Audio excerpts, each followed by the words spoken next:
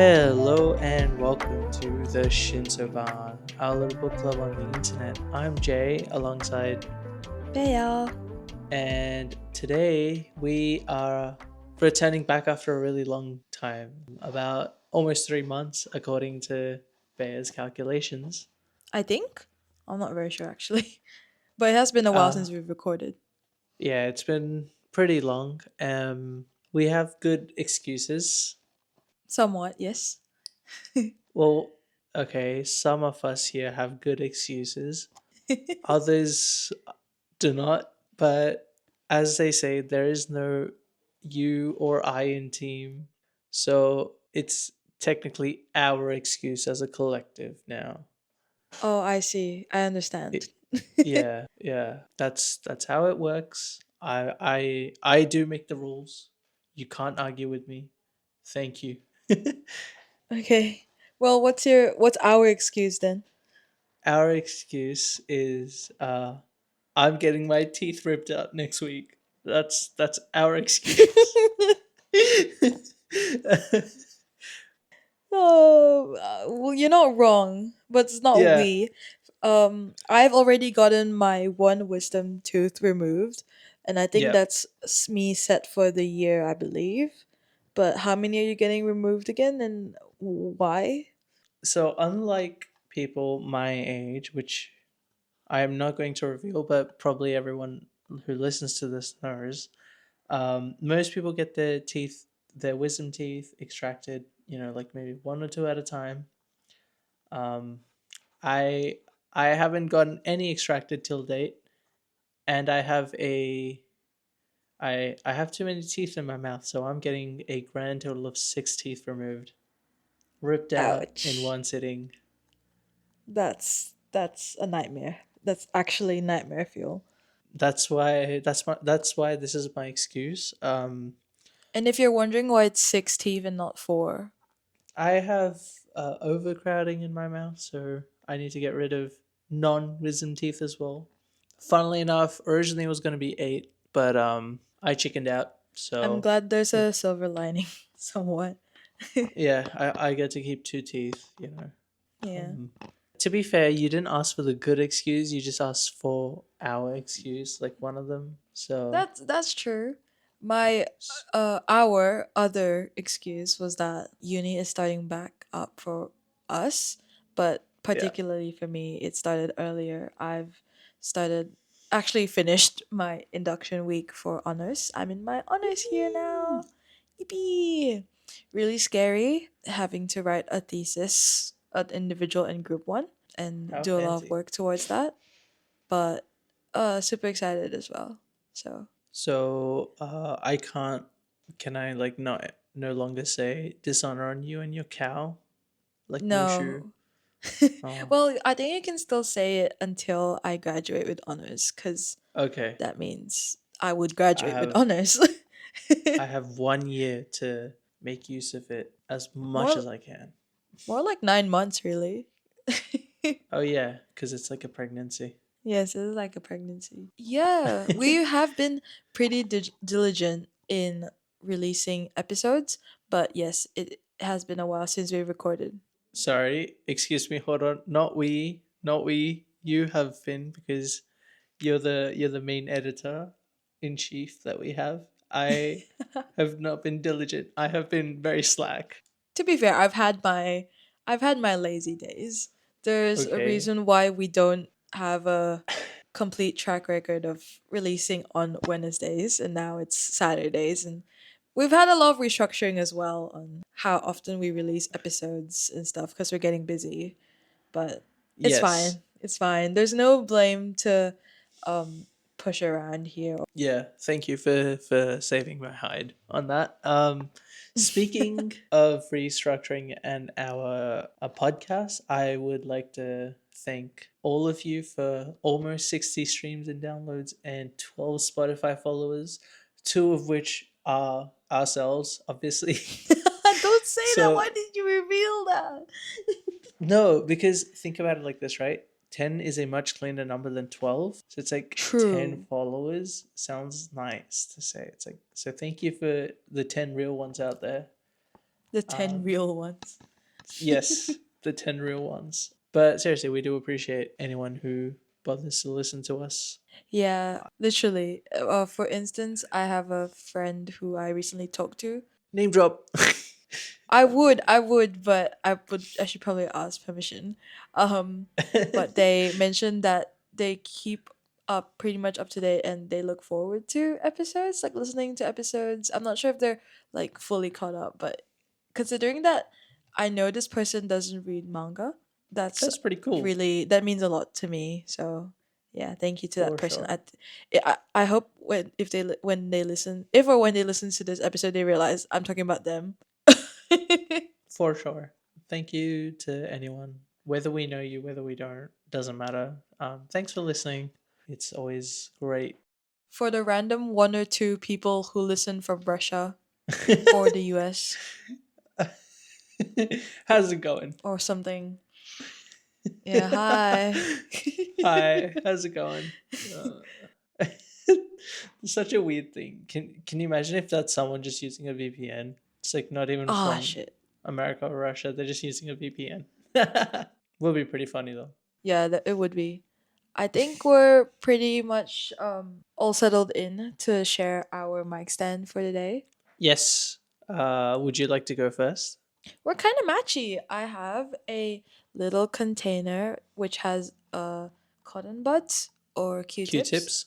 in them. The clean ear thing, the tool to clean Yeah. ears. Yes, The thing it's you very use when you nice. want a good scratch in your ear without looking Exactly. Exactly. weird. As for me, I'm using a very cutesy pink mesh pencil stand. No, this does not have any pens and pencils in it because that would make a horrible clanking sound. I've thrown them onto my desk as an irresponsible mic user would. And not to mention, now that we've gotten all of that out of the way, you guys might notice a little something something in the title of this episode. Mhm. Most notably, the lack of the words Attack on Titan. Yes, we were very much inspired by episode 6's title in terms of picking this new one, if you think about it. Oh, Love is War. Yeah, I mean, it's pretty close, right, in terms of concept. Pretty close, yeah. But yeah, we are starting a second series to, I don't know, just in case you guys were getting bored of Attack on Titan constantly. Which I'm sure they're not, but I think it'll be nice to diversify the offerings on this show. One can only sustain so many shit jokes I make about Attack on Titan before they get bored. I am almost certain someone out there was like, "Man, I wish they made something better." I know. I was starting to get really conscious about the number of times we mentioned bald people. Yeah. So I think it would be apt to move away from the bald people and the story which include the bald people and talk about people Not bold. who at the moment all have hair. I would like to say that we have nothing against bold people. Our high school principal at one time was bold, so Oh, and he was really good. He was really nice. yeah, exactly. So, full support to the bold people out there. Statistically speaking, I have what was it, like a 33% chance of becoming one of you guys. So don't hate on me. Basically, the pitbull community. Yeah. If you guys hate me for making the bold jokes, just think about it as friendly fire, okay? For the future. Future friendly fire, yeah. Exactly. We would like to unveil our. Are we going to make this like a spectacle like we did for Attack on Titan? Oh, 100%. Okay. Drum roll, please.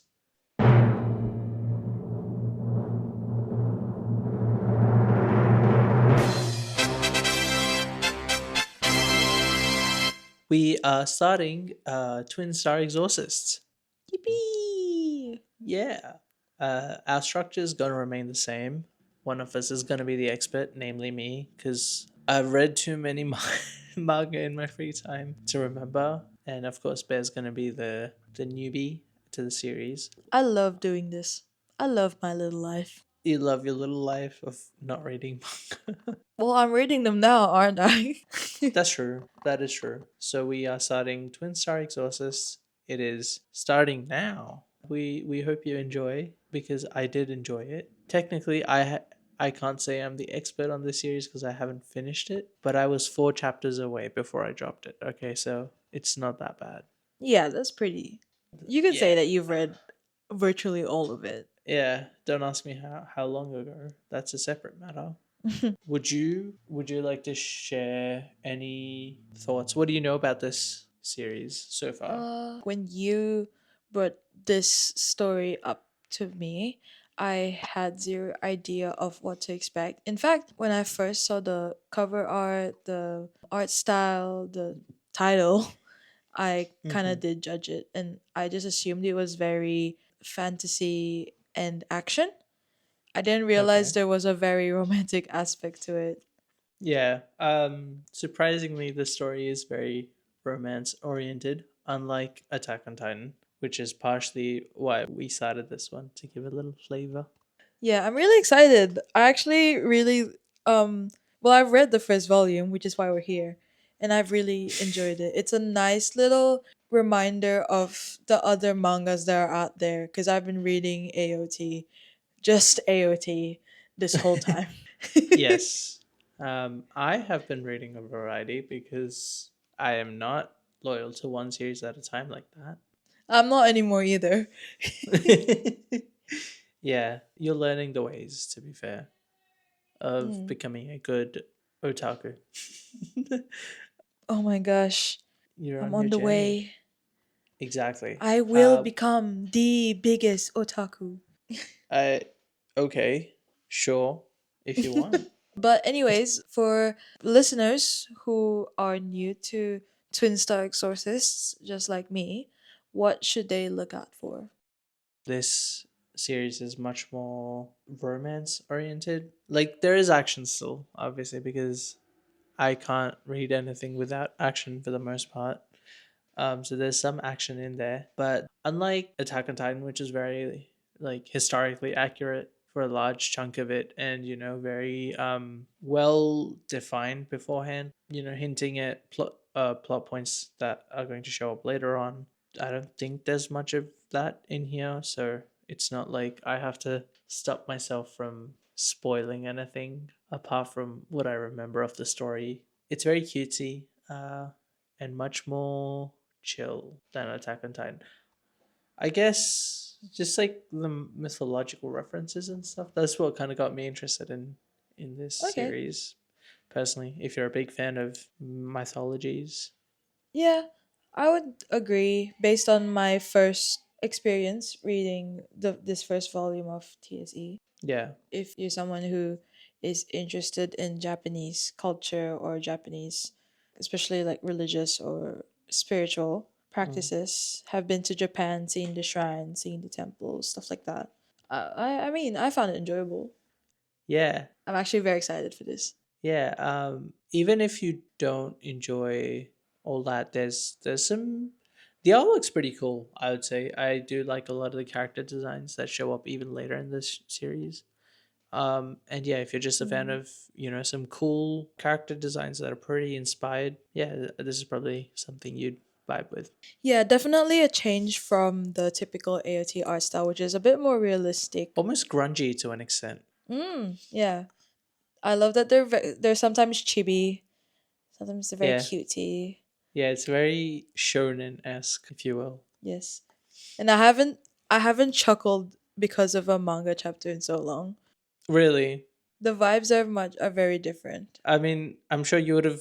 I'm sure you would have chuckled because of Sasha showing up in Attack on Titan. Yeah, but I feel like Sasha hasn't been no offense relevant for a while. That's fair. Yeah. With that said, why don't we get right into the series after yapping for so long?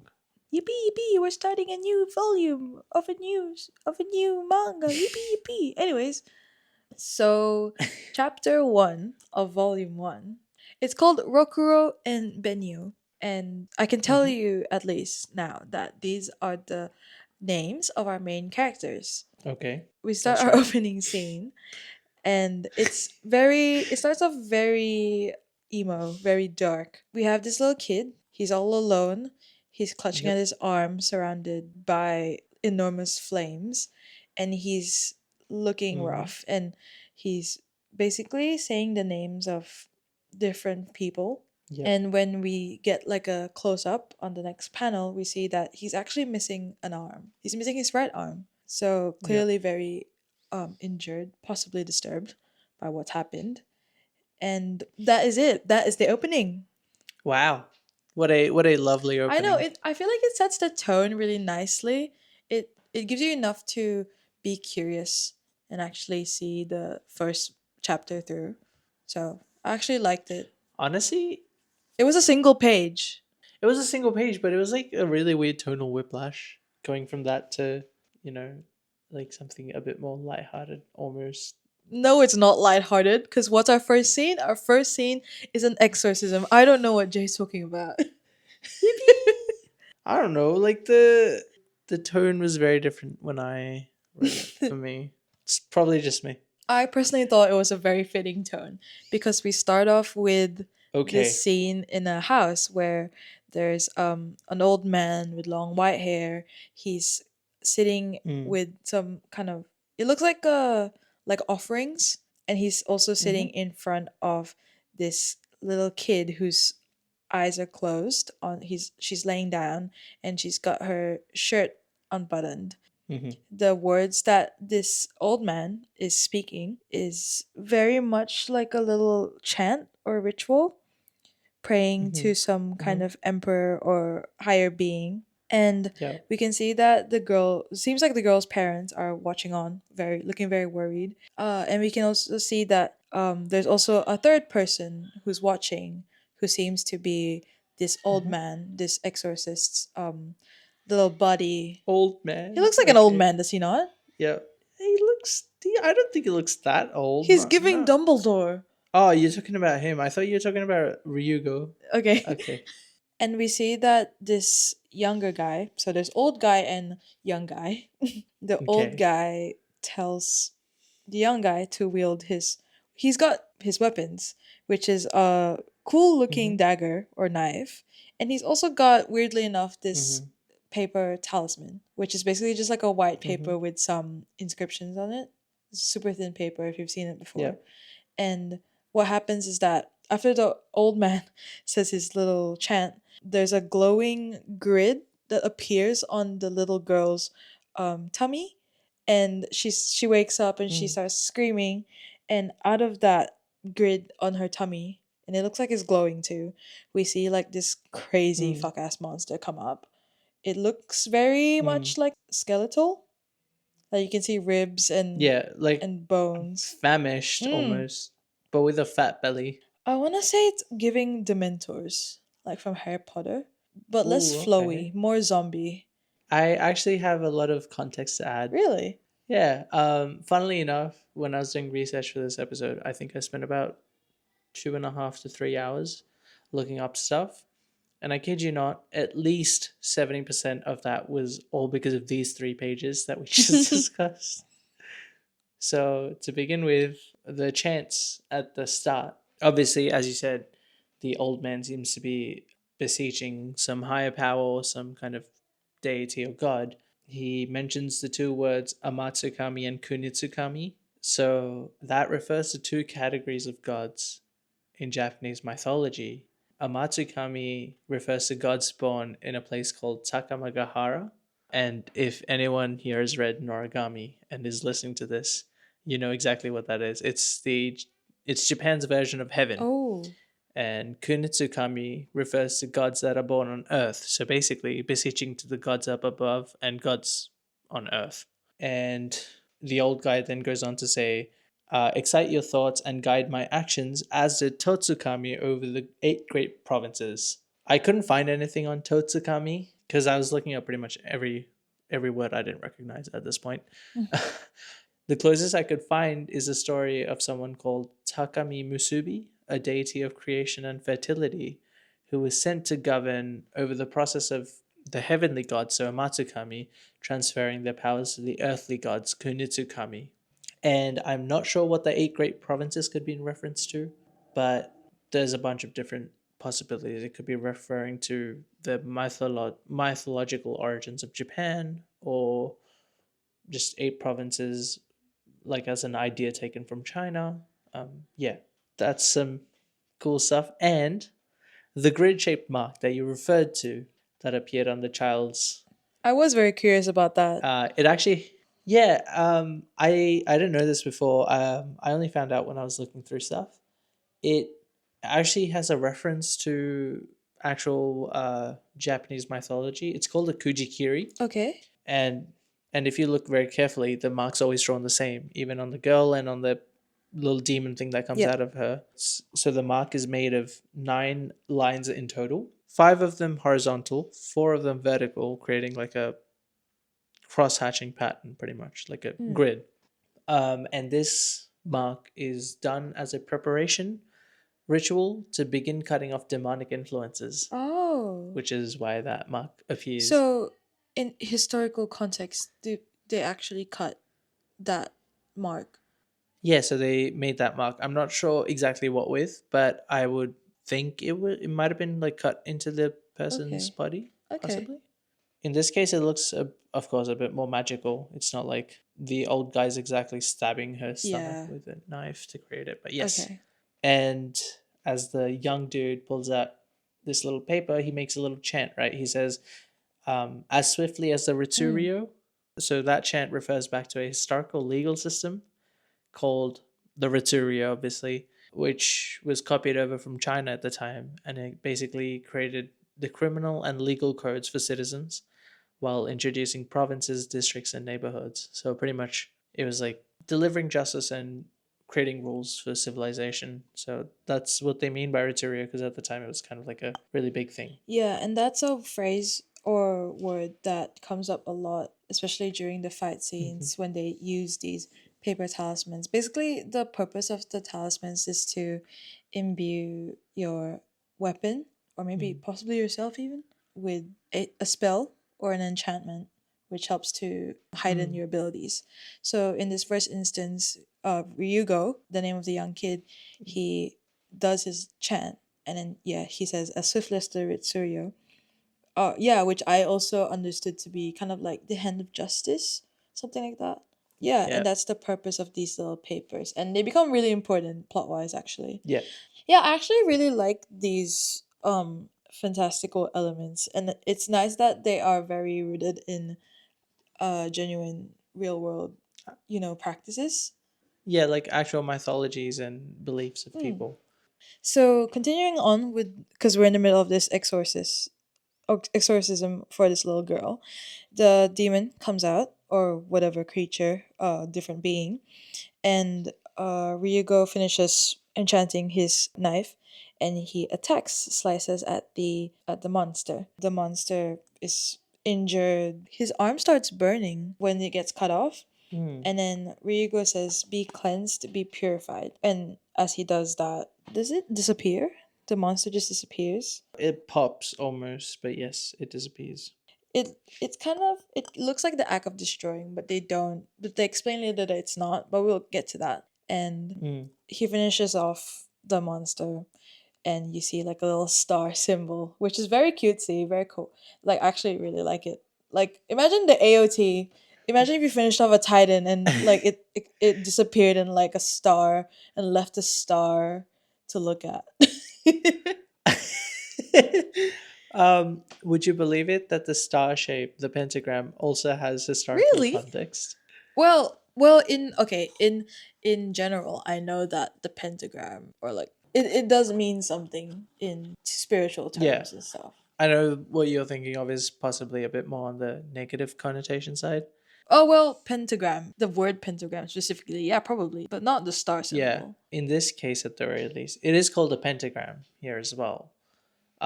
So this was actually a crest of a famous exorcist in Japanese history called Abe no Seimei, Okay. and it was his basically his kind of like seal or like his crest. Um, he was this really well-known exorcist, and he used to predict celestial events and perform evil warning rituals for the imperial court during the Heian period, so 921 to 1005 BCE. Okay. And yes, for anyone who reads JJK, this is when Sukuna was alive. So It's funny. we do have some It's crossover. funny that you mentioned JJK because I feel like I make so many connections or parallels to Ooh, JJK in this volume. So I'm glad you already started us off with okay. that. So continuing on, the girl's fallen back to sleep. She Hmm. seems more calm, more at peace. Ryugo paints like these symbols down her chest and abdomen. Belly. Yeah, I'm not sure what the significance of that is, but I'm sure there's like a meaning to that. I'm gonna assume that's like an evil warding Yeah, like a thing. protection, like for protection purposes. Yeah, And we yeah. see that the girl's dad talks to the old man. I'll just say his name is Mm. Jisama. Hmm. That's what people call him. And Doesn't that literally mean grandpa I think so. or gramps? Like just yeah, the old man. It's just the old man. Yeah, so it's just his name is literally old man. Yeah.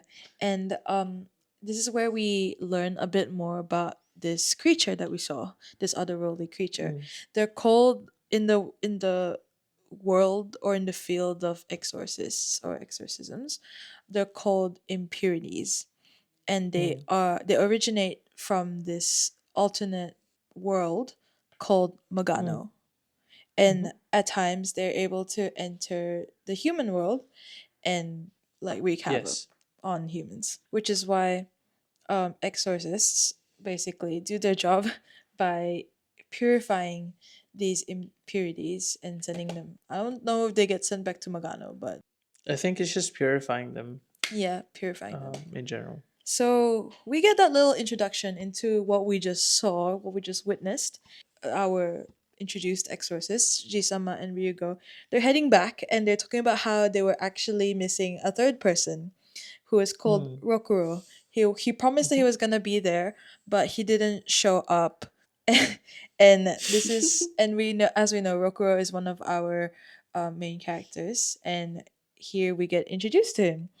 W- This is the most unserious introduction to a main character. I think this is what I meant by tonal whiplash in terms of Yeah. starting and then being introduced here.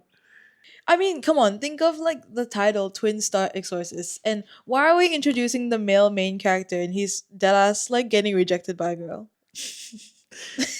I mean, I want to feel bad for him, but at the same time, the way he gets rejected is so fucking funny. It I is super can't. funny. To be fair, Rokuro is 14 years old. He's essentially that's like a year 8. That is a year 8 student. That's proper cursed. um So he's basically talking to this girl, asking her out, yeah, yeah, it's super funny because she's like, Is there anything like remotely good about you?" Which is right? That's so harsh. I can just from these two pages, I can tell that he lost virtually all his aura. Yeah, I don't think this guy anything like Captain Levi or Aaron for that matter. I feel like Aaron has slightly more aura than this. Oh, 100%. And I love that he's like basically he's being really pathetic about this. He's like, "I'll do my best. I'll do whatever you want. I just." But yeah, it doesn't happen and he gets rejected by his girl, and that's our first introduction to our fabulous main character. And we move on to the next scene, which happens at the dormitory where Ryugo, Jisama, Rokuro, and a bunch of other exorcists live. Now, Mm, I actually asked you about this because the name of their dormitory is called the Seika Dormitory in yep. Narukami City. In I'm less interested about actual location, but I did do like a little search, and I think the Seika Ooh. Dormitory is a real place. But we'll come back to that. Yep. And it's really funny because Rokuro comes back home and everyone's at home, including Jisama and Ryugo. And he walks through the door, he's crying because he's like, Can someone please just tell me what's good about me? Like, one good thing about me? It's so funny. The responses are even better. That he gets explaining what's good about him. You can go tie your shoes, you can go to the bathroom alone at night. You can tell the difference between right and left. And the fact that you eat anything delicious, like if I eat and find anything delicious, I feel like that's the best part. Yeah, it is the most like generic things you could be capable of doing, which says a lot about how, yeah, negative aura, how much negative aura this guy has. Mm, And Ryugo gives him shit because obviously he ditched the exorcism that he was supposed to attend. yeah, And even though it's kind of a given that they're all exorcists, they're not really related. Ryugo and Rokuro do have some kind of close relationship. They seem very sibling like in yeah. nature. Yeah. And when after Ryugo gives him shit about his disappearance, Rokuro's talking about how, oh no, I have other dreams and aspirations. I want to become an idol. What? Hot take: I don't think this guy will ever be an idol. I don't think so either. But Ryugo tells him that you are good at one thing, which is being an exorcist, so be an exorcist. But Rokuro clearly pushes back. He clearly has no intent or desire to become an exorcist, even though it seems like Ryugo believes that he can be a good one. And he Mm. basically storms out of this house. And there's these two other exorcists. I know that they get introduced, but I don't actually know the name. I can tell you their names. Okay, yeah, tell me. Atsushi and Shinosuke. Shinosuke and Atsushi. Yeah, Okay, Atsushi. okay. So we've got these two other exorcists who will probably become more important, but they are the secondary characters. They're Yeah. um kind of mucking around. They're asking Ryugo, why do you have so much faith and trust in Rokuro's abilities as an exorcist? Like since the time that they've known Rokuro, he doesn't seem very promising doing anything at Mm. all. But turns out Ryugo has known Rokuro for a bit, for quite a while, Mm. years and years. And until 2 years ago, Rokuro was actually a very, very talented, very impressive exorcist. Yeah. And obviously, the other two guys are really, really surprised about this because he's being really cringe right now. And they asked Ryugo why isn't he doing exorcisms anymore? Mm. And it seems like there is some kind of event that happened, which is related to this location called the Hinatsuki dormitory, and that's all we know for now. We shift away from the Seiko dormitory. Rokuro's walking alone outside, and he's deep in thought. We see this flashback of a younger Rokuro, basically Mm. doing physical training with Ryugo, and he looks more lively and is more focused on becoming an impressive, a talented exorcist. Rokuro, if he locked the fuck in. Literally, like this is basically Rokuro with light in his eyes, like with a dream. And Yeah. we also so it's quite clear that whatever happened 2 years ago at the Hinatsuki dormitory really changed him, really Yeah. did something that, Made him not want to be an exorcist. yeah, basically ruined or dashed those dreams for him. And Yeah. we you can imply by now that whatever opening scene that we experienced at the very start, that's probably related to To that tragedy. Hinatsuki Dormitory. Yeah. Yep. And through this flashback, we also find out more about these impurities. This is where we're gonna go into JJK territory. Mm. It is Okay. explained that impurities are basically creatures that are born from people's sins or karma. Yeah. And that's why it's not really the act of destroying an impurity, it's more of a cleansing ritual. So Yeah. it's very different from like Western exorcisms where it's more like banishment to hell kind of vibe. Mm. It's more of like Yeah. a purification. In fact, it's very similar to Soul Reaper's Bleach. Yeah. Yeah, Yeah. yeah. But I mean, technically, in that case, you're purifying them, but still sending them somewhere. Bleach combines the two ideas Ideologies. where the Soul Reapers, they purify the hollows and the normal Mm. souls and send them to the soul society. But the Quincy's, which is, wait, this is kind of spoilers though. It's revealed literally like within the first arc. Okay, but the Quincy's, they, rather than purify the souls, they destroy them, which is why it really disrupts the balance of living and, passed on Yeah. souls in that world. But anyways, also Yeah. reminds me of JJK because impurities very much are like, what are they called? Arc spirits. Yeah, impurities remind me a lot of the of JJK's cursed spirits, where they're basically born from, it could be resentment, fears, basically all the negative energy that is present in the real world. Honestly, I connected it back to Chainsaw Man and how Oh, all the devils are formed in Chainsaw Man, based off of fear of something. yeah, and I feel like if anything, the fact that we're making these many connections, it's a testament of how Japanese literature, Japanese media, maybe not literature, media likes to depict the kind of problems or issues that are in society, Mm. in their own society, but also the wider world. Like their kind of worldview. Yeah, because the creatures like this, I'm not sure if well, it in this volume alone we do see stronger, more, yeah, stronger impurities.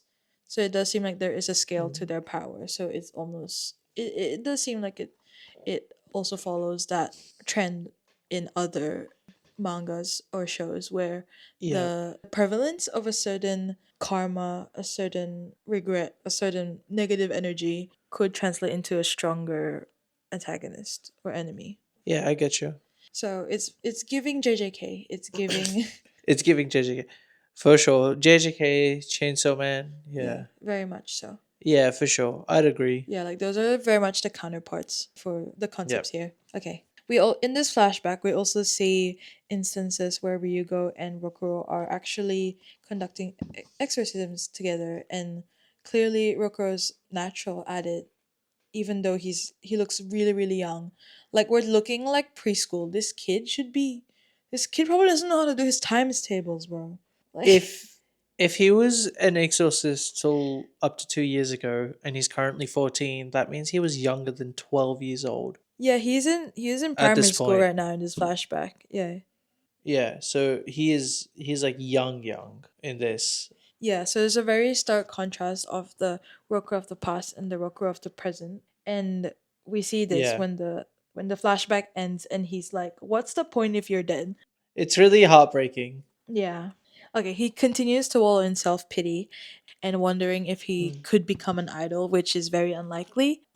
When suddenly he gets interrupted because there's a girl dropping from the sky past his head into the he's passing this bridge right now, and the girl's dead ass just dropped from the sky and into the water. Yeah, like there's no fucking building or anything. Yeah, just your natural occurrence. It's like a play on, I saw it and I was like, this story has very romantic elements to it.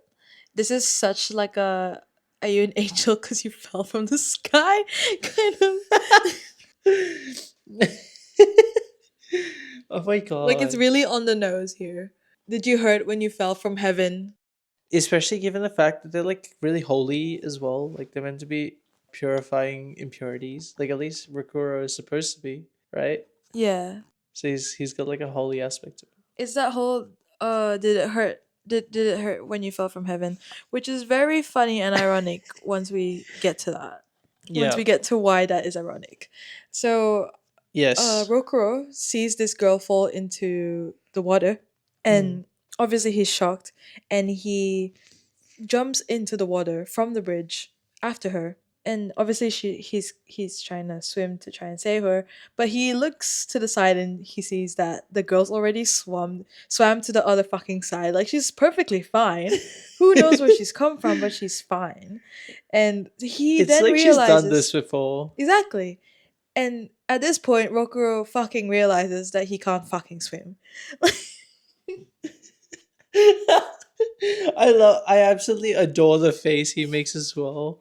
I know, he's so, I swear to God, he needs to aura farm so much in this.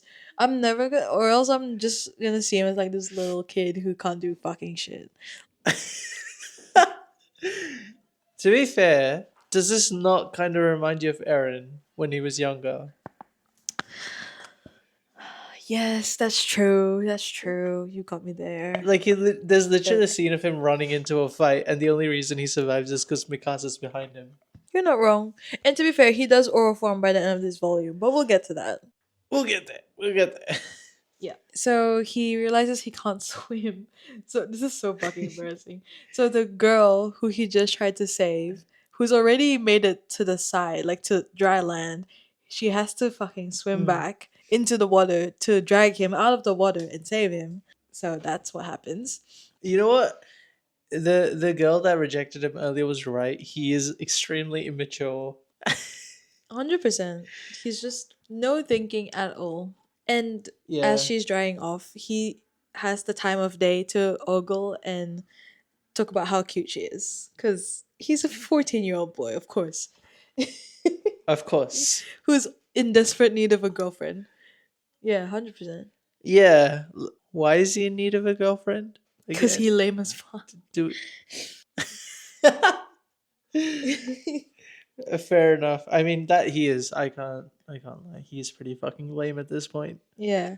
So the girl dries off her clothes. Well, she wrings out her clothes and then she hands Rokuro what looks like a hand drawn map. And Yep.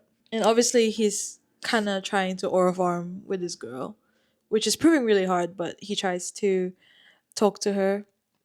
She doesn't really respond, and at some point he's like, "Can this girl talk?" But she does, but she can talk. She just doesn't bother. She literally says here, "Conversation bothersome." Which is such a vibe. I love it. I love it. Really, really. I mean, given the amount we yap on this podcast, I No, don't think that's a vibe for not you. for me, not my lifestyle, Okay. but very Okay. commendable. And Rokuro's Okay. just like, okay, this girl's weird, but I'm gonna try and help her navigate to where she needs to go. And I relate to her on such a spiritual level because she gets distracted because she sees a sweet store. Like honestly, I feel like there's more you and me, but she sees a candy shop and Yeah. she's just like, we need, like, she doesn't even say anything. She just points at it and they get this, what it's called, ohagi. Mm. Ohagi. She gets a whole plate of Yeah. this, which is apparently rice balls with red bean paste, which sounds really yummy. Sounds kind of good, right? I kind of want. I kind of want to try it. I do want to try as well. Can't lie. And she's basically, and it's so cute because she's here with like a heaping plate of ohagi, and Rokuro's just in the background with like an empty wallet because He's absolutely molding, and I love it. yeah, and then the fact that he asks for a piece because he's hungry, and she's just like she swats his hand away and just like, no, this is mine. Like, I understand, girl, I understand. I love the face of her fed face too. Like after she's eaten everything. Like Hundred just look at that. percent, yeah. I feel like that's definitely you Me, yeah. If you after you replace get some food. if you replace the ohagi with like chicken nuggets, 100%. Yeah. 100%. Yeah. Chicken um nuggets or a cheesy K dog. exactly. So Yeah. after that meal, that yummy meal, our two Mm, characters, they start heading, trying to navigate their way again. They pass by these two kids on little bikes or tricycles, and mm, they're talking, and they hear, our two characters hear a strange voice, and when they turn mm. their heads around, they realize that the two kids that they just passed by, they've completely disappeared. And Yeah. obviously the two are shocked at what they've just witnessed, but we see that the girl specifically suddenly whips out a paper talisman, and she says very similar stuff to Jisama in the first exorcism, and she basically uses the talisman to open a gate, which is called the Magano gate. Yeah. So I wonder where that leads. Hmm. Also, quick little interjection. Mm. She says mysteriously within this reality, I earnestly seek the great gate of Ukami. I couldn't find anything Ukami has to do with a gate. However, Ukami refers to a legendary Japanese dragon and a Shinto deity of rain and snow, Ooh. born from the blood or body of Kagutsuchi, who's the fire deity. Okay. To be honest, the whole story about Kagutsuchi was much more interesting than this connection here, but I don't think there's any point to sharing it. I can share it if you want. What is it? So Izanagi and Izanami, which I'm sure are names you might recognize. If not, that's fine. They're basically these two really high ranking Amatsukami, I believe. Mm. And I don't think this is gonna make it into the episode, but if it would, the Noragami fans would be screaming at this part.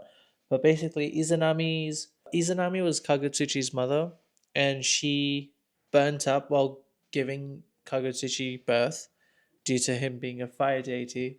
And when Izanagi saw that his wife passed away, he got really upset and he ended up killing his son Kagutsuchi. And from the blood and viscera is basically how a bunch of deities, including Ukami and Ukoninushi, I think, were born, Oh. who are all like modern day deities to an extent that people pray to, at least in Noragami. Oh, that's really cool. But I couldn't find anything to do with Gates and Ukami specifically. I'm glad you've told me about that because I will explain. I think I've noticed some Okay, symbolism, but it's more relevant okay. later.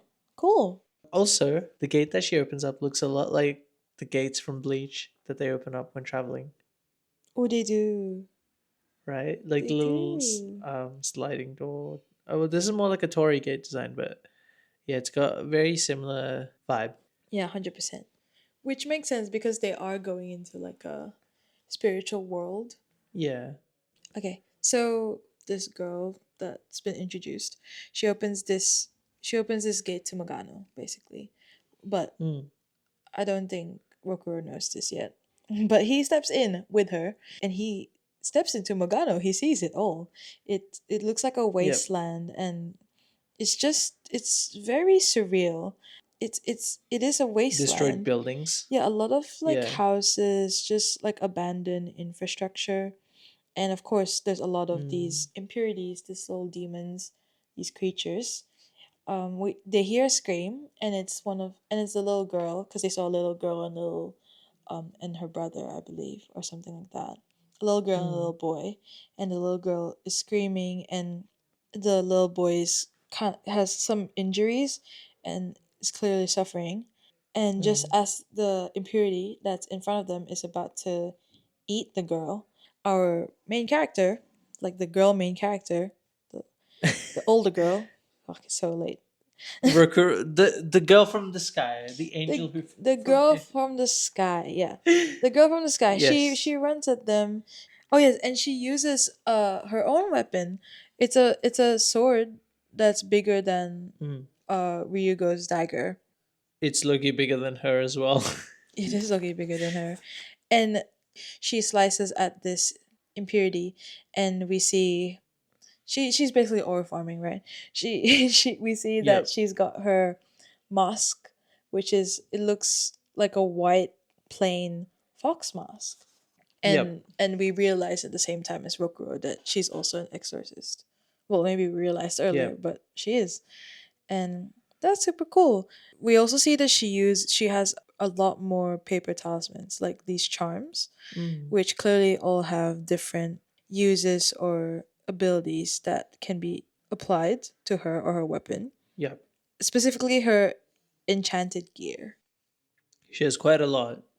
Yeah, so she casts her charms, and the symbols from the charms basically kind of get embedded into her clothes, her shoes, her socks, her even her mask gets more designs and glows as she does these enchantments. Her design really reminds me of Thor from the Marvel comics. Really? Yeah, especially her dress.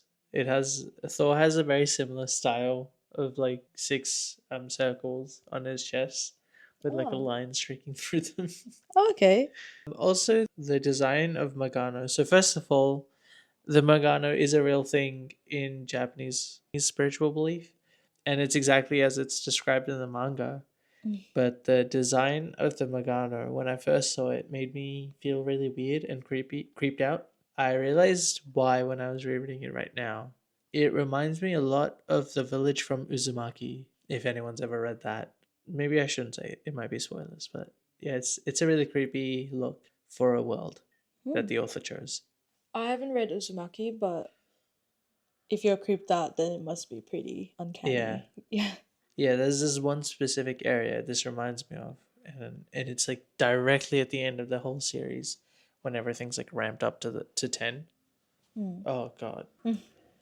Okay, so this girl from the sky, she's done her enchantments, her charms, and she's basically all geared up to fight the impurities using her enchanted gear. And we see that she does this really efficiently because she's whipping around. She's super fast, and Rokuro acknowledges that. Yep. She's just going ham, honestly, just Yep. slicing, cutting through all of the She's aura impurities. farming. Literally, she's. I was expecting some. This is the kind of introduction that I was hoping for Rokuro, but no, he was getting rejected by a girl. I would just like to point out that this is indeed a 14-year-old girl, by the way. So it's Yes, not like she's she's a supposed to be schoolgirl. much older than Rokuro. Yeah, she's literally in a schoolgirl. She like a high school uniform. So yeah, and Yeah. and they look the same So age. Rokuro has no excuses, Literally, if another 14-year-old can aura farm, then so can you. Like, right? get lock in, Especially lock the in. guy who was apparently a really good exorcist 2 years ago. Literally, literally. Like, look at this energy. You're giving us nothing right now, but whatever. Yeah. So this female exorcist, she basically dispatches everyone, and she doesn't realize that Rokuro went into Magano with her until he says something, and Hmm. she's shocked because she's like, "How did you get in here? Like, how did you get into Magano?" And he's, I love that. The drawings are so cute, but he's got this like gigantic head, and he's like, "You dragged me in here," and Yeah. it's like I love that it cuts through like the drama. These panels are placed very nicely at like the perfect comedic timing. Like, I appreciate like the way they're punctuating Yeah. these intense scenes with things like that. Yeah. The storyboarding was really good. Literally. And after all that happens and all of the impurities for now have been taken care of, yeah, the girl from the sky, the girl exorcist, tends Yep. to the two children who have been injured, traumatized. And while she's doing that, Rokuro asks her, is this, and he gets his confirmation that this place that he got brought into, this is Magano, which is a place that he never thought was possible to enter, to actually enter and exorcise the impurities from the source, from their, from their home, you know? Yep.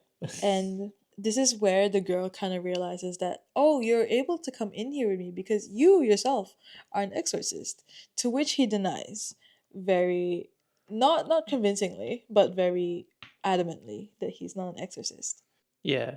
But before they can really do much, we see the arrival of a humongous impurity. Like, this is we're talking like, what is this even to scale? Like, compared to the normal impurities.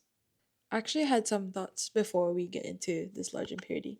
Okay. Even though we've only seen a very small amount of exorcisms, cleansing rituals happening, we can tell that this girl's style is very much more elegant in a way. Like, even depending on which translation you have, sometimes they translate things for you, sometimes they don't.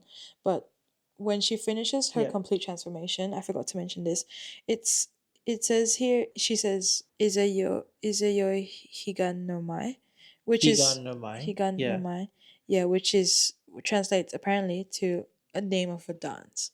Yes. So Izayoi Nirvana dance. yeah, which I found really cool because we didn't really translate it at the start, but when Ryugo was using the talisman to enchant his sword, it was called the, I think, then 10,000. Evil banishing evil. Yeah, Yeah, banishing 10,000 it's a evils, lot something like more that. powerful, very aggressive.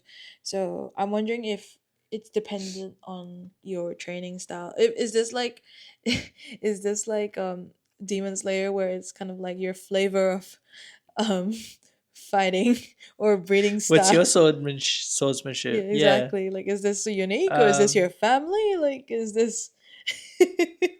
Yeah, that's what I was just thinking about Yeah. that because she also has another attack which she uses on this big impurity, which is like a lotus dance. Mm, They don't translate it in our one, but I was looking at another one, another translation, and they said it's like a lotus dance. yeah.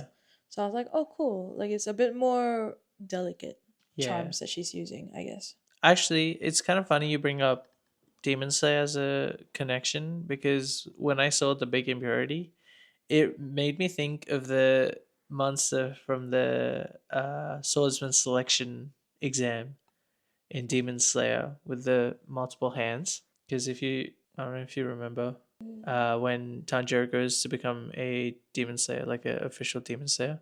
Yeah, I think I do remember. But yeah, Oh, and also something I wanted to mention is that again, I feel like we're able to make so many connections to other like works of art or other story works that use real world Japanese traditions, cultures, rituals. The fox, mm, the symbolism of a fox in Japanese culture. I haven't really looked into it, but I know that we watched that movie, what is it called? The one in the forest. Firefly Forest. You yeah, know that one? And yes, how it's a guy with a fox mask. And to be fair, the yeah, fox yeah, yeah. mask is widely used. But yeah, I will look into that more next time maybe. You know, I actually have a little bit of interesting tidbit about the fox mask. As you mentioned, obviously, Japanese mythologies have a like it's connected to like this legendary fox, the nine-tailed fox, Kitsune, Hmm. and we've of course seen it appear in different like medias, like obviously Naruto with the nine-tailed fox, Hmm. very directly. I previously mentioned Abe no Seimei. Yeah. One of Abe no Seime's claims to fame was that his mother was actually Kitsune, the legendary nine-tailed fox, Oh, really? which is Oh, why perfect. he allegedly had a deep connection to the spiritual world. Yes, he Yeah. was. He's one of the most famous exorcists, and a lot of basically a lot of like exorcism things that we see here are kind of influenced by him, like the pentagram showing up when a impurity is cleansed is the crest of Abenoseme. Cool. Okay. I don't want to use the same nicknames across the mangas that we're reading, but this is a proper big chungus of an impurity. And um basically the girl from the sky, she does not hesitate to go attack this impurity, especially Yep. considering that it's a really big one and seems very serious. Yeah. But she does get injured, right? By it. Like she does get Yes. a She suffers an oral loss. yeah, she does she does suffer from a slight aura loss. And Rokuro is shocked, like, because he's never seen an impurity this big before. And the Mm. girl basically gives her this charm, which is kind of like an exit charm out of Magano, so that Rokuro can take the kids that they've saved out of Magano and get themselves to safety. Mm. But Rokuro realizes that she's planning to fight this humongous impurity on his own, and he can't do that to her. The girl tries Yep. to explain that she comes from a long line of very powerful exorcists, so which we could kind Mm. of tell from the fact that she's super experienced for her age. She handles herself really well. She's really skilled. She uses a lot of enchantments. She's on a higher level than the other exorcists that we've seen. And Yeah. yeah, and there's clearly like a lot at stake for her here. She mentions how she's got this responsibility, almost a burden, of trying to carry this family name forward in this generation, Mm. something like that. And Yeah. more interestingly, she mentions this personal goal that is linked to the Hinatsuki dormitory, which we know is Rokuro's trauma. Yeah. So really intriguing stuff. We haven't even learned this girl's name, but we know it. Just I'm just not saying it yet. We can't tell you. We can't tell you, but Loki, you know it because it's a title. Spoilers. Actually, when the girl is giving us this kind of like lore drop slightly, she reminds me. I'm gonna bring this back to JJK. She reminds me a lot of Nanami, just in this one interaction. Are you just saying that because you love Nanami? Uh, okay, actually no, I'll bring this up later. Because I skipped something. Okay. So we experienced this little lore from the girl, and then we cut back to the other exorcists in Rokuro's dormitory, and basically they're Mm. kind of asking some questions about, oh, so what happened at this Hinatsuki dormitory? And apparently, what happened was that 2 years ago, there was a whole bunch of impurities that attacked the Hinatsuki dormitory. And basically, it Mm. was housing 18 cadets, basically children, and almost all of Yeah. them died. So we know that Rokuro is one of those survivors, if not the only survivor. And ever since then, that tragedy 2 years ago, this is why he is how he is right now. And Yeah. this is the point where we cut back to what's happening at Magano with Rokuro, the girl, the children. Before we move on, I would just like to, thanks to what you actually told me about. I find it very interesting because I personally searched up Hinatsuki Dormitory thinking it was a real thing. There's no Hinatsuki Dormitory. However, Bayer found that Seika Dormitory does exist. And it's so interesting that in this manga, Seika Dormitory is just fine, while Hinatsuki Dormitory is the one that suffered a tragedy. In the real world, Seika Dormitory unfortunately burnt down um, in 2007. So it was a dormitory that was constructed in Tokyo in 1927, and 80 years after it was constructed, it burnt down um, due to one of the residents falling asleep with a lit cigarette. And it was basically this three-story dormitory, and a bunch of people unfortunately died. And there's actually this um, story attached that I found. So one of the people that made a blog post about it, they mentioned that as they were about to leave this dormitory, because it burnt down so quickly, there's like an immense number of items left behind from people. So you can still see, things like toys, books, record collections, um, dishes in the kitchen that were still drying out, clothes hung out to dry, being waiting to be folded and put away. And as they were about to leave the site, they actually met one of the former residents who still used to park his car in the parking lot because it was free for ex-residents. And Oh, he told them about this fire that started that morning, and how it had claimed lives of two people who used to live there. After the dormitory burnt down, there was a legal dispute about who owned the dormitory. So the dispute was between China, who owned the land, Taiwan, whose people occupied the building, and Japan, on which the building stood, obviously. And basically, the demolition couldn't take place until this had been resolved. The building was eventually demolished in 2013, hmm. so it's now just an empty block. Oh wow. Yeah, I Yeah. remember doing some initial research, just slightly, like just some preliminary Google searches, because I was curious about the accuracy about like whether all of these locations were real, and then I chanced upon Seiko Mm. Dormitory, and the fact that it has a backstory very similar to Hinatsuki Dormitory, it is very fitting. Yeah. Yeah. Yeah, and it's really interesting because, there's even things of like a pianist who used to live in the dormitory.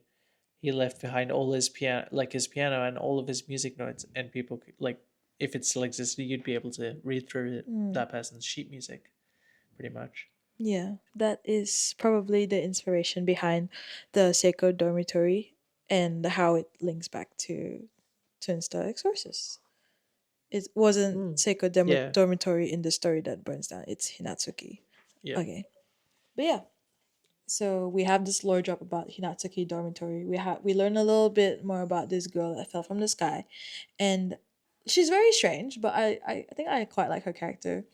I like this part here where she's explaining that though the people who are targeted by impurities are mostly innocents, like children, which is why Yep. it is she's making it her goal or like her dream to cleanse every single impurity because she wants to avoid tragedies like the Hinatsuki dormitory Mm. tragedy, and also create a future where people don't have to suffer or experience loss because of the presence of impurities.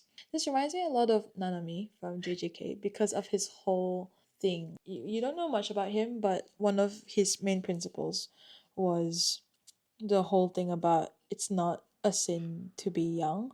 So he Mm. protected the students like Yuji, Megumi a lot. Like he didn't put them in harm's way intentionally and protected them because he doesn't think there should be additional suffering on their part just because they're inexperienced or not as strong as him, who's like a was he special grade sorcerer? No, Yes, I'm pretty sure he was special he was grade. A grade or special Yeah, grade. exactly. So I thought that was cool. I love Nanami. Yeah. Live, laugh, love. Nanami, my favorite character in JJK. Okay, so the girl.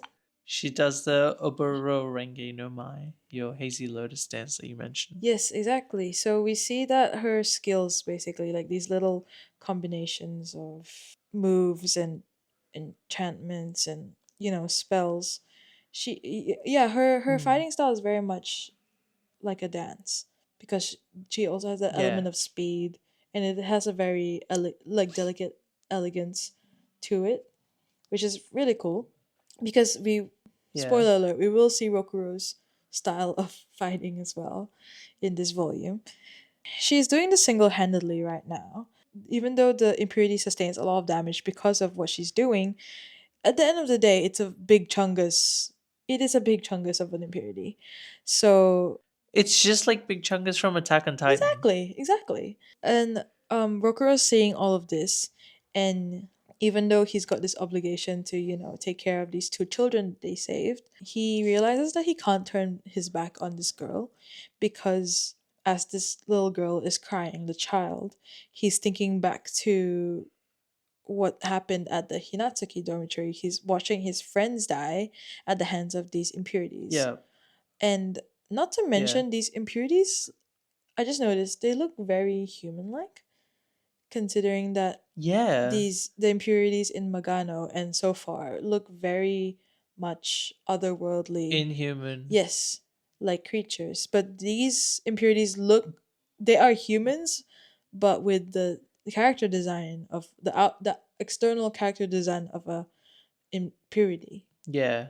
So interesting. The eyes also evoke the imagery of crying almost. Like if you see Mm. right there, it looks like tears streaking down their eyes.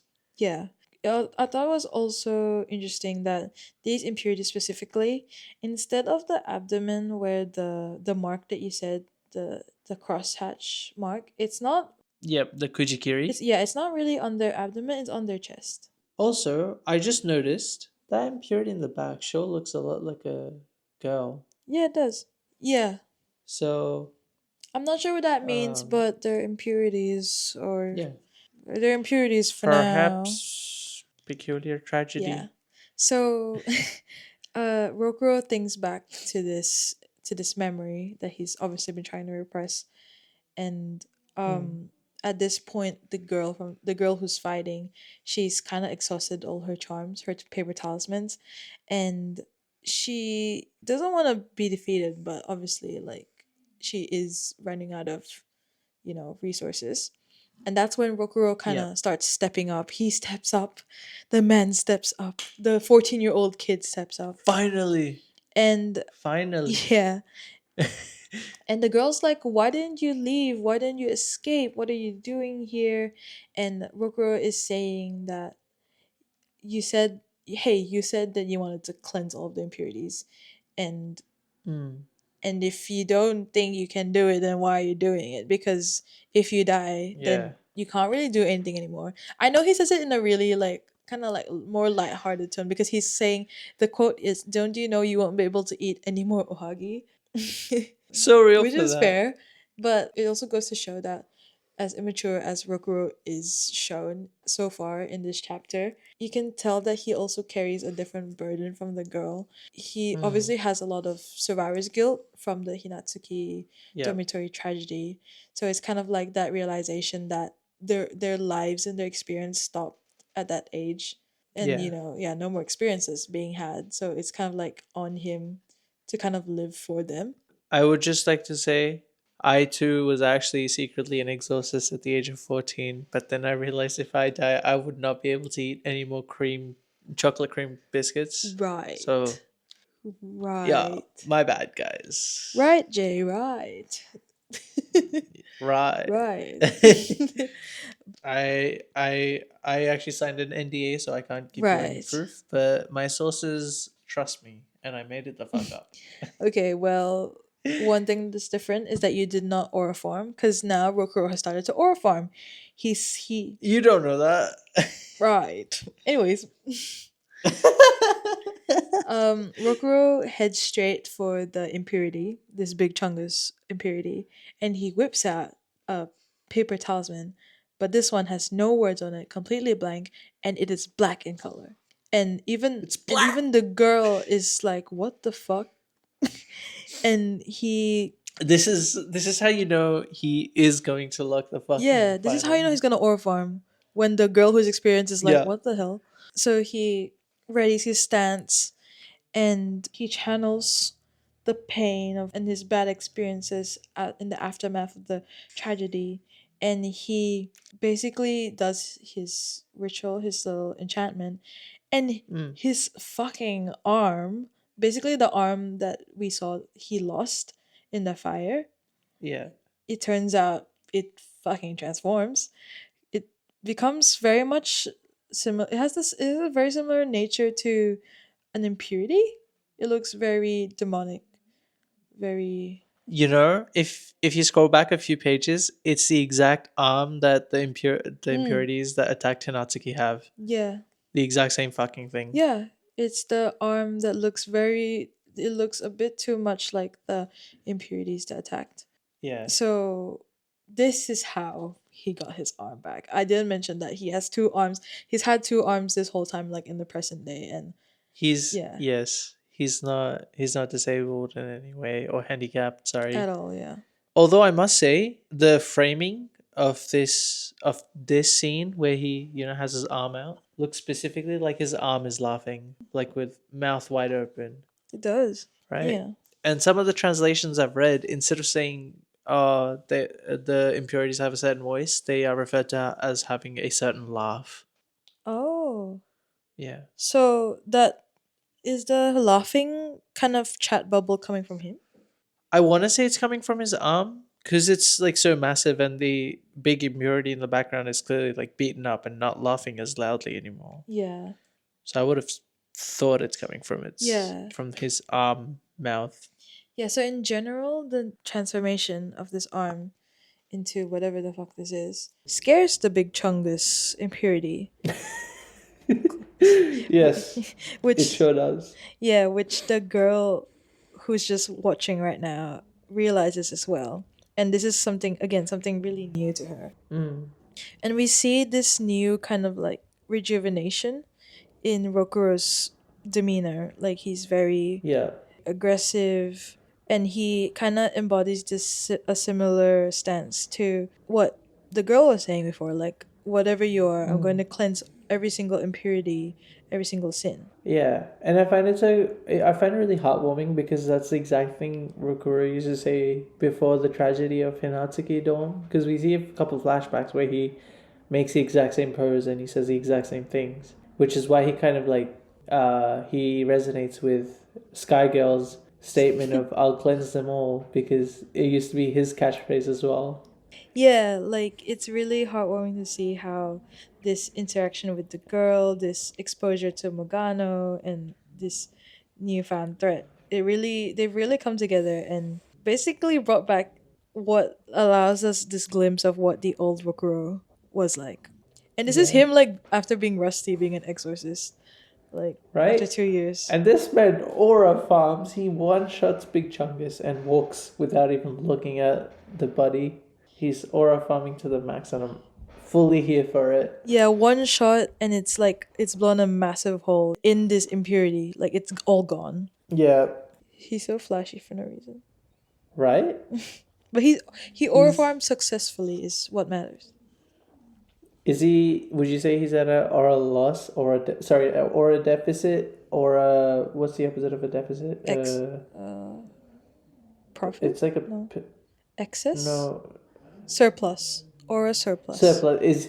Is he? Yeah. So is he at a aura deficit, neutral, or surplus? Oh, What do 100% we- surplus. He's made up for it. surplus. He can get rejected by another 5 girls maybe and it will still cancel out. Five. Damn, I would have given him half a rejection at Half? best. Nah. That is in Magano. Like all this in Magano, I think that's pretty cool. I mean, yeah, he's in surplus, but not by that much, in my opinion. But speaking of, he does lose some aura when the girl steps on his foot and he fucking acts like a little wimp. To be fair, Sky Girlie loses some aura for that as well. She's just being a little petty. That's true. Yeah, she's upset that he intervened because apparently she could have defeated the Big Chungus Impurity alone, but who's to say now? Sure. Yeah. Sure, buddy.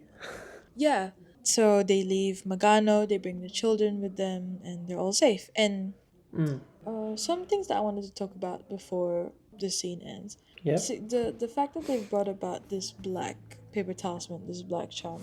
I'm not sure if there's like any significance to that, if that's like a bad thing, or if that's just something for this plot. Yeah, I couldn't find anything about black talismans. I actually had two ideas about why it would be fully black. Oh? Obviously, the first one's like, oh, it's like a completely corrupted talisman, right? Like, instead of being written on a white piece of paper, it's like black ink on black piece of paper, which is kind of ominous by itself. My second thought or like idea of why it might be fully black is obviously talismans need to be written out carefully, and they represent like enchantment. So what if his special arm has to be enchanted so much that the talisman contains so much writing that it's fully black because of the ink? Ooh, that's a really good theory. I really like Yeah. that. Ooh. Like you know when you just write so much on a piece of paper that it ends up just like going from white to like gray because of the mix of lead on it, something like that. So it's gone black because of how much had to be written on it. Wow, yeah. I really like that. Thank you. Maybe we can stay with that theory because that's really good. Yeah, I definitely remember why it's fully black, and I'm not making this up as we go along. Oh wait, so that was real? No, I'm making this up. Oh, yeah. Okay. This is a theory. So Rokuro and the Sky Girl finally get out of Magano, and they are greeted, and they're greeted by this little old lady, who I swear to God, when I first saw her, I was like, "What is Edna from The Incredibles doing here?" Right? That's what I thought as well. Like, hello, Edna. Is that you? I love her so much. She's so she's like a mushroom. No capes. I don't do capes on superhero suits. Literally. And she's asking the girl, "Where have you been? I've been expecting you, blah blah. Like, where did you go?" We get Sky Girlie's name finally. Yes, we get her name, but that's after she kind of rejects him, and she's like, "Oh, I don't need your help anymore because Edna's here." But they do exchange names, and this is where we find out that Rokuro's full name is Enmadou Rokuro, and she is of course Benio, and her full name is Adashino Benio. Yeah. I have a little tidbit actually here. Enmadou sounds suspiciously similar to Enmadayo, and if anyone's like a Dragon Ball fan or has, I don't know, some kind of interest in either Hindu or Japanese mythology, Enmadayo is basically how another way of saying King Enma, who is the king of the dead and the judge of the afterlife. Oh wow. Yeah. Considering this guy is supposed to be a really good exorcist at the age of 12. Call me crazy, but I think there's a link there. It could be. Maybe I might be reading too much into it though. I tried to look up Adashino, but I don't think that's a real thing. That was probably just made up. So Benio and Rokuro exchange names finally, and they go their separate ways. And Edna, who knows what her name is, but Edna's like, you went to Magano, didn't you? And Benio's trying to be slick about it, but obviously she's not. She's losing a bit of aura here, but it's okay. She earned a lot. She earned a lot of aura. Yeah. I think she's still in an aura surplus. 100%. Edna mentions that she's already met some of the few people from the other party. And she quote unquote says, they seem like nothing but a bunch of useless exorcists. And I think we can see where this is going. Yeah. And before they head off, we can see that Benio's starting to fucking bash her head against a pole. Yeah, all over our boy Rokuro here. I know, she's thinking about all the stuff that Rokuro said to her. To be fair, the things she is thinking about are very aura farming. Like, look at that face and tell me that's not aura farming at the highest degree. So he's on her mind, clearly. But anyways, Rokuro starts heading back to the dormitory, the Seiko dormitory, and he's thinking as well about Benio, but he's kind of got the opposite sentiment. He's like, I hope I never get involved with her ever again. But as we're kind of anticipating, he heads back home, and Ryugo greets him, and he's like, so we have a visitor, and it's of course Benio, it's Edna, yippee. Exactly, and the whole Seiko dormitory is just giving her ohagi. I love Jisama just like, have some more. You've barely eaten. He's so Dumbledore coded. Like, he's just like there. Right? Yeah. I like how Edna's just like, oh, don't ogle at Benio-sama with those perverted eyes. Like, some of the characters here are very distinct and very funny, and I'm really excited because this is it's definitely like a breath of relief from sometimes how serious AOT is. But yes, this is how chapter 1 ends, and the last line of this chapter, it says this whole meeting, this whole encounter over this whole day is how Rokuro and Benio will one day be considered the twin stars, and how they came to meet. Yeah, and how they came to meet, and how they became, how they would one day be considered the twin stars. So I sure wonder who the twin stars in Twin Star Exorcists are. It is a real mystery. They haven't made it very clear. Yeah. Thoughts? I would like to begin by stating that this was a really long fucking chapter. Yes, so long in fact that we will be stopping here for this episode. Yeah, I think this might have been longer than chapter 1 of Attack on Titan. Oh, 100%. So, just for a little bit of context, this is 72 pages. And out of those 72 pages, there are exactly 3 pages that are not storyline. Which means that's 69 nice pages of of content that we've just gone through. But my thoughts, obviously I'm a big fan of the series. I still think Rokuro is in an aura neutral at best. I'm not his biggest fan. I am a Benio fan for sure. Okay, at this point, I'm more leaning towards being a Benio fan, but I am very interested in the nature of Rokuro's abilities. Yeah.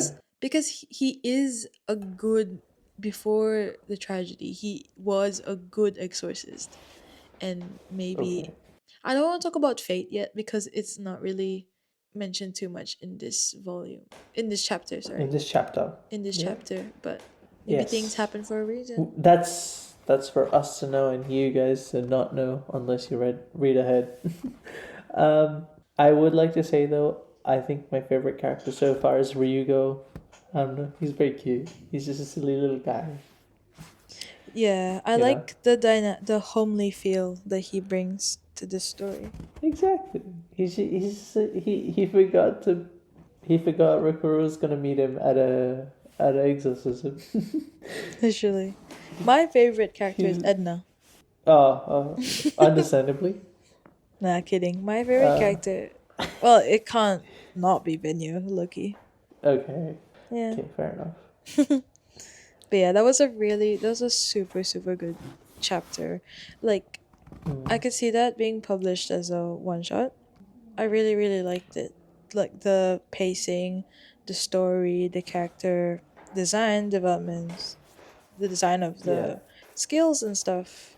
The amount of thought that was put into the details that you see in Yeah. each panel, and also just like the historical context as well. Like super well done, very well thought through. Yeah, like I honestly wouldn't have even guessed that the grid mark on the impurities has like any relevance. I would like to critique one thing though. If the grid mark is meant to be representing the same thing, which I'm pretty sure it is, none of the impurities in Magana should have the grid mark on them because they have not been prepared by an exorcist, unless they mean to say that an exorcist has come by, prepared them to cut off any demonic influences, and then just decided not to. So, bad manga, not historically accurate. I'm kidding. Well, Yeah. you may be right, but I'm just choosing to see it right now as a kind of symbol that the reason that the impurities exist and manifest is because of a direct involvement of human action, human feelings, human emotion. So that's what I'm choosing to believe, at least. But yeah, I think you're right. Yeah, but what I'm saying is it would make sense for them to have the Kujikiri on them. I don't think all of them should have it, but to be fair, the ones that do go into the human world and possess the girl, That's true. the possess humans, it would make sense why they have it. But again, like the hatch, the cross hatch grid symbol could be inspired by the real world thing, but it's just a design choice possibly. Yeah, that's probably the more likely answer than whatever the fuck I'm battling right now. I was surprised to see that the author, bothered to do this much research because, I kid you not, a lot of this was not easy to understand or find. Stuff like Yeah. the Ritsuryu, I was reading through legal ideologies that have been stolen from China. Yeah, like as much as we can analyze this chapter, the elements that we've seen in here the whole day, I reckon if you are someone who's Japanese or is very knowledgeable about Japanese culture, you would have a more profound interest and appreciation of the elements that they've included in the in this story that we can't probably appreciate to the same extent. So that's our disclaimer. But we tried our best. We tried our best. Yeah. We did try our best. Yes. Anyways, this has been Shinsōban, our little book club on the internet, trying out Twin Star Exorcists. Do we want to talk about our new schedule? Yes. So for the foreseeable future, we will be posting fortnightly. So that's twice a month. We're looking to do an episode of AOT. Of course, we can't leave behind our original Big Chungus, our Shanice. Yes. And then we would also be doing in the same month an episode of Twin Star Exorcists. So a little bit of variety that you can expect in the coming months. Yeah. And hopefully that'll give you a little, just like a little break from just one of everything constantly. Yeah, and just introduce possibly a new manga for people who already have enjoyed AOT or the other way around. But thank you for joining us, and we'll see you next week. Goodbye. Bye.